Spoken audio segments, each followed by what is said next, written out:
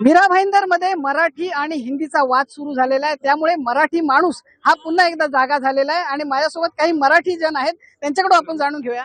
Sir, काय सांगाल, मराठीचा मुद्दा पुन्हा एकदा गरम झाला? सर्वप्रथम मी तुम्हाला एक सांगतो की आम्हाला हिंदीची सक्ती नकोय, मराठी भाषेची भक्ती पाहिजे. एकच फॅक्ट सांगतो, अख्खा देश जर महाराष्ट्रात येऊन पोट भरत असेल तर महाराष्ट्राला हिंदीची नाही, अख्ख्या देशाला मराठी भाषा शिकण्याची गरज आहे. अख्ख्या देशाला मराठी भाषा शिकण्याची गरज आहे. माझ्यासोबत अजून काही लोक आहेत, त्यांच्याकडून जाणून घेऊया. काय सांगाल सर? ज्याप्रमाणे हा विषय केंद्र सरकारच्या त्रिभाषा सूत्रावरून सुरू झाला होता,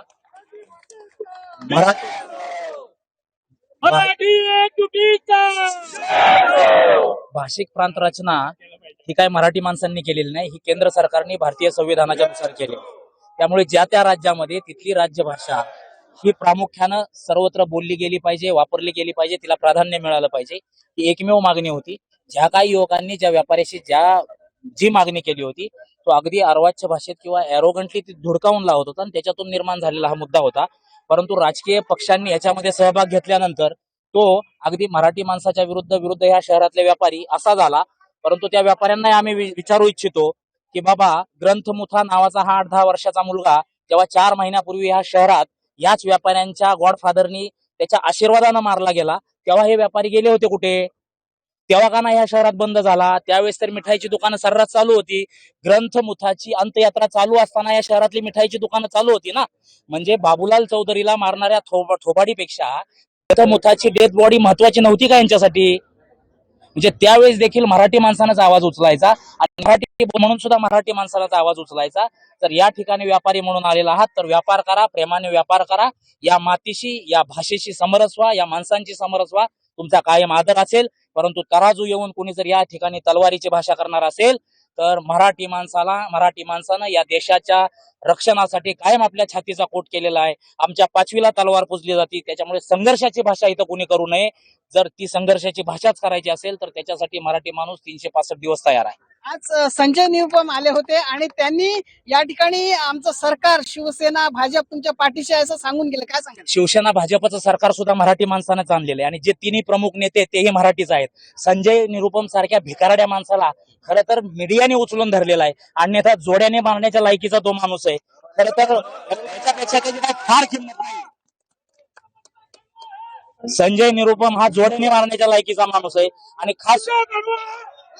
खास करून अशा अमराठी लोकांना आणि खरं तर तुम्हाला मी सांगतो, संजय निरुपम सारख्या कोत्या माणसांच्या मुळे हे असे वाद निर्माण होतात. अन्यथा आमच्या चिपळूणचे गोविंद वल्लभ पंत उत्तर प्रदेशचे पहिले मुख्यमंत्री नसते झाले. ही मराठी माणसाची ताकद आहे. उत्तर प्रदेशचा पहिला मुख्यमंत्री मराठी माणूस होता, हे विसरून जाऊ नका. कारण हे छोट्या छोट्या गोष्टी ह्या संजय निरुपम सारख्या भाडव्या माणसांच्याकडून बाहेर येतात. आणि हे जे सांगतो शिवसेना भाजपचं सरकार, हे सुद्धा इथे बऱ्याच लोकांनी मतदान त्यांना करून इथे सत्तेवरती आणलेले. त्यामुळे मराठी प्रायोरिटीनं, मराठी माणूस प्रायोरिटीनं, आणि त्यात तुम्ही आलेला आहात तर साखरेच्या भूमिकेत राहा, मिठाच्या भूमिकेत जाऊ नका. मीठ हे कायम माणसाला आजार उत्पन्न करतं. त्यामुळे व्यापाऱ्यांनी व्यापाराच्याच भाषेत इथे व्यापार करावा. तराजू घेऊन आला ईस्ट इंडिया कंपनी नाही आहात तुम्ही. ईस्ट इंडिया कंपनी तराजू घेऊन आली आणि तलवारीने राज्य करायला लागली. इथे तसं होणार नाही. काय सांगाल तुम्ही? एकच मिनिट. आज आम्ही इथे जमलेलो आहे, मराठी म्हणून जमलेलो आहे. हे काही जे व्यापारी जे आहेत हे इथे व्यापार करणार, आमच्या सर्वांच्या जीवावर पैसा कमवणार. आज इथे व्यापार करताना त्यांनी जे गिऱ्हाईक आणले होते ते गुजरातून आणले होते का राज्यासह आणले?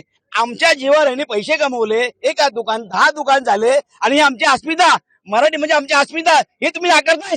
मग तुम्ही आम्हाला नाकारताय. तलवारीची भाषा करणार आम्ही आम्ही आम्ही आम्ही तलवारीची भाषा करणार नाही. आम्ही इथे भूमिपुत्र आहोत.